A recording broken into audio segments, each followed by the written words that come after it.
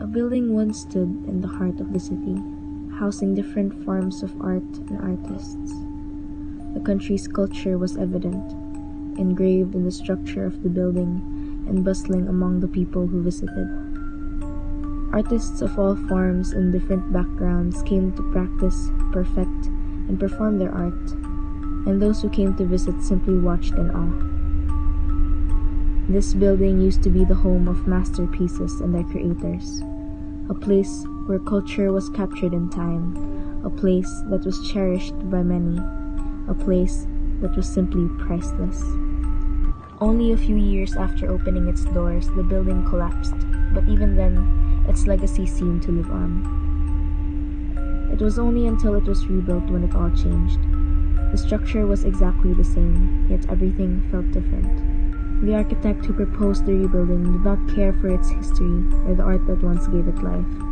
He only saw profit that would come from its previous patrons, who would give anything to revisit the past. The structure was exactly the same, yet the purpose was entirely different. Many had warned him not to rebuild the site. They say it collapsed for a reason. Among the artists that gave life to the building, there were artists who also died with their craft. There had been rumors and stories, but also reports on the deaths that occurred in the building. It started with a painter, someone who told a story with every stroke of her brush. She valued privacy, locking her door every time she had to work on a piece, and keeping it shut until its completion. But after a commission that took days and a toxic chemical found in her medium, the lack of ventilation obstructed her breathing. The artist hard at work hardly noticed, and eventually the intoxication led to her death. A few months after the incident, the next to suffer this fate was a dancer. More than a dancer, she was also a perfectionist. She would practice and practice, spins and leaps after the other, tiring herself until muscles stretched and bones snapped. One day, she was found at the bottom of the stairs, her foot twisted, and her skull cracked open after her injury caused her to fall. The story of the musician was known to be the most gruesome story among them. She was a brilliant composer and an even greater instrumentalist.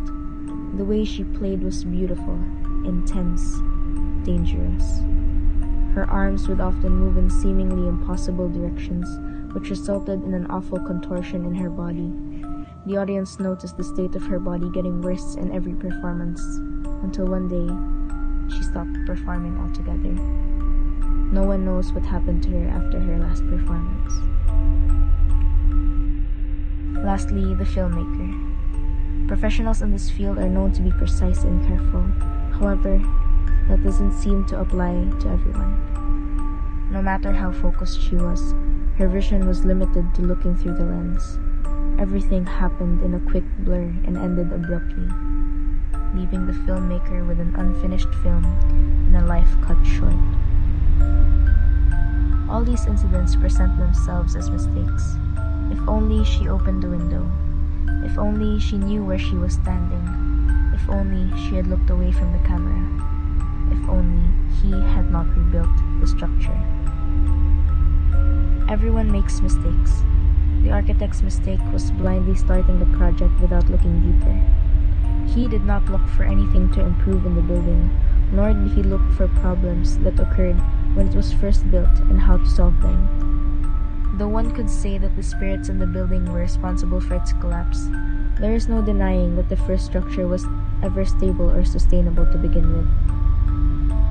However, the architect didn't seem to care. Building it the same way would guarantee the same profit it once had after all. The structure was exactly the same, and so the collapse it resulted to was no different.